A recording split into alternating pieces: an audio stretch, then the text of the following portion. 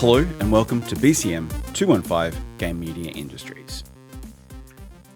In this video and part one of this lecture, I'm going to introduce you to the subject and give you a very brief overview of the learning assessments.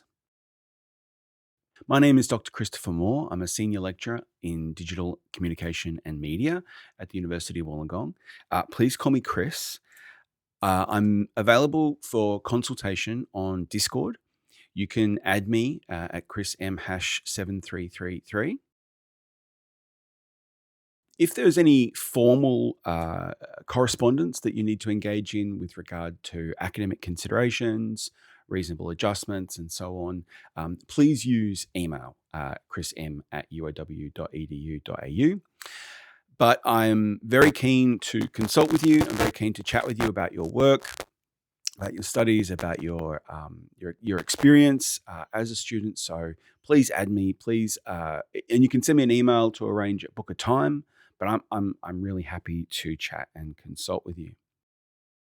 The first thing that you need to do in this subject, and I'm going to go out of full screen here so we can see it, is that you need to go to the Moodle page. And on the Moodle page, if you scroll down and expand the weeks, you'll see this subject questionnaire. So this questionnaire is really important. There's a number of details that you'll add about your name, your Discord, particularly your WordPress account. We need the email attached to your WordPress account, not the link to your WordPress account, the email attached to your WordPress account, because we're going to invite you to a subject blog, and so we need that email address. Now, the most important questions here are these last two questions. What is the grade you expect for this subject? And what is the grade you aspire to in this subject? Why is that important? Well, my view is that we can better assist you if we understand what your ambitions are for the subject. I'm totally fine with the idea that you just want to pass this subject and get through. We're going to do all we can to make sure that happens. Maybe you're aiming for a distinction. Maybe you might thinking about going on and doing an honours year, and so you need that average of 75. Well, you tell us that, and when we provide you feedback, we can try and help you attain that grade. We can point out the things that you need to do in order to get that. Maybe you want to shoot for the sky and go for the full HD, and so by answering these questions, we can help you attain that grade and we can support you in your learning. So please do fill out that questionnaire before the tutorial in week 1. And we do have tutorials in week 1. So let's move on to talking about the subject. The subject is designed for students at University of Wollongong, particularly those studying media and communication, but it's designed to be available to all students. The subject investigates the emergence of the game media industries. So we're going to look at the historical emergence of game media as a medium and the industries over time as a key component of the global creative economy. The games industries, the global games industries, are second only to the combined film and television in terms of popular entertainment. And I talk more about this in the second part of the lecture.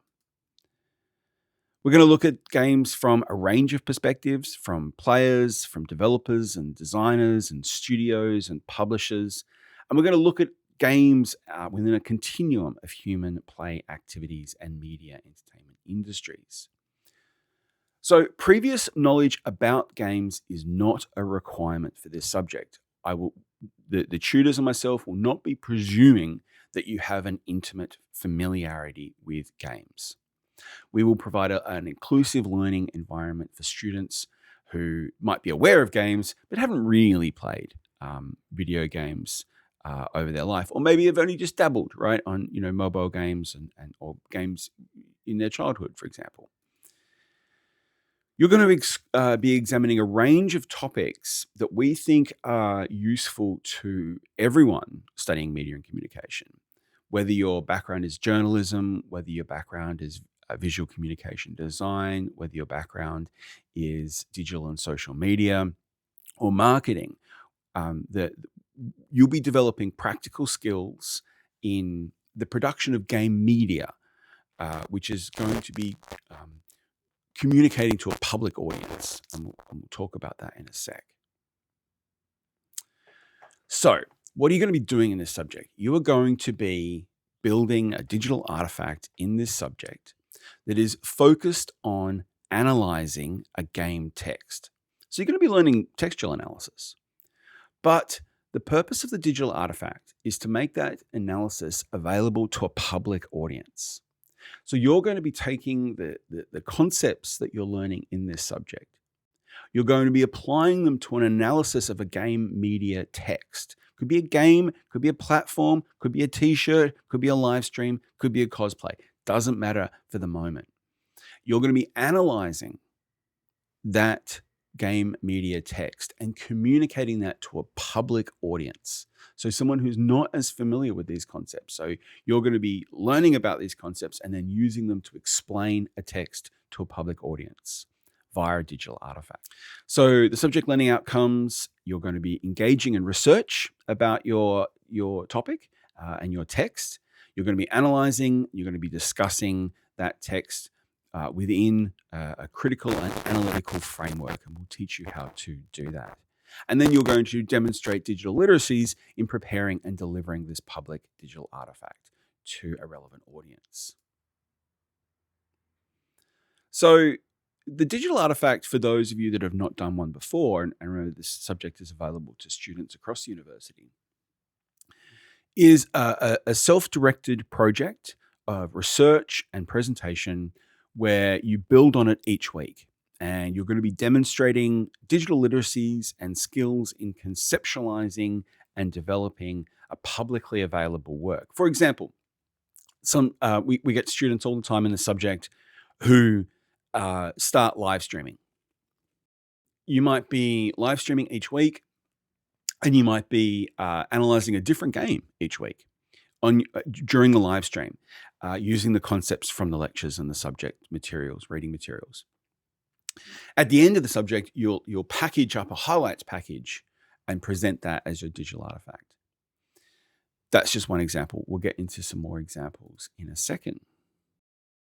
So the digital artifact focus is a critical analysis of a game media text. So students do work on other DAs, digital artifacts, in other subjects and then bring them into this one. So maybe you already have a podcast that you're developing. Maybe you already have an Instagram profile. Maybe you already have some other community engagement project that you're working on. You can still build on that, but as part of that, you need to do this. You need to focus on this analysis of the text within that already established artifact.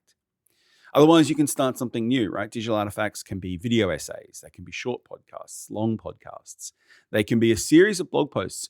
But we'll talk about the expectation about blog posts at 200 and 300 level in the digital and social media. As part of your blogs, you need to be producing audio and video materials. So the blog is a platform for other content. So you need to think about that. You might be active across social media. You might be running a service. We've had students definitely doing cosplay, esports, live streams, and so on in this subject. You might have a totally innovative approach. You might have a community that you want to work with. You might have some cool project. The digital artifact is really broad. You can bring ideas to your tutors and to myself on Discord, and we can work through this and figure out how your digital artifact might take shape. At the end, however, we have to assess it. So if you've been active each week on Twitch, for example, or live streaming on YouTube, or even Instagram. Instagram has a really interesting live streaming feature now. You're going to package up the best of the highlights where you demonstrate that you're meeting the assessment criteria, and you're going to put that into a 10-minute audio-visual package that you're going to be assessed on. So we're getting into the real details of the digital artifact now, and this is where the critical analytical framework comes into play. So this is the main thing that you're going to be doing conceptually in this subject. You're going to be learning about concepts, and then you're going to be building an analytical framework with which to analyze your game media text.